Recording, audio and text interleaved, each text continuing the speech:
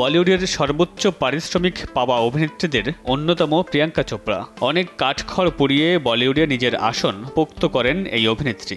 বিশ্বসুন্দরী এই অভিনেত্রী বলিউডে ক্যারিয়ারের শীর্ষে থাকার সময় পাড়ি জমান হলিউডে। এরপর নিজেকে প্রতিষ্ঠিত করেছেন সারা বিশ্বব্যাপী। বিদেশে পড়ার সূত্রে প্রিয়াঙ্কা বেশ কিছুদিন পরিবার থেকে দূরে ছিলেন। সেই সময়টা মোটেও সুখকর ছিল না তার জন্য। গায়ের রং আর ইংরেজি উচ্চারণের জন্য বন্ধুদের হাতে প্রায় ট্রলের শিকার হয়েছেন, শুনেছেন নানা কুমন্তব্য। প্রিয়াঙ্কার আমেরিকান ইংরেজি উচ্চারণ নিয়ে প্রায় ট্রল করে থাকেন নেটিজেনরা। অনেকেই বলেন ইচ্ছে করেই বাড়তি মনোযোগ আকর্ষণের চেষ্টায় আলাদা উচ্চারণে কথা বলেন প্রিয়াঙ্কা।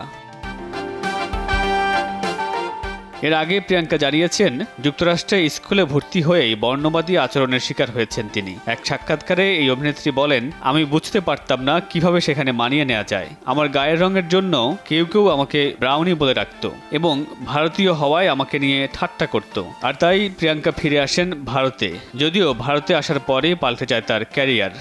40% বেশি গ্লো, বিশ্বের 1 নম্বর গ্লো ক্রিম, নতুন glow and lovely.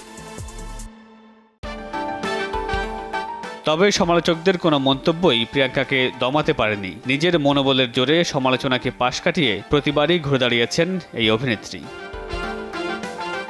Mamunur Rashid পনেল, সময় সংবাদ।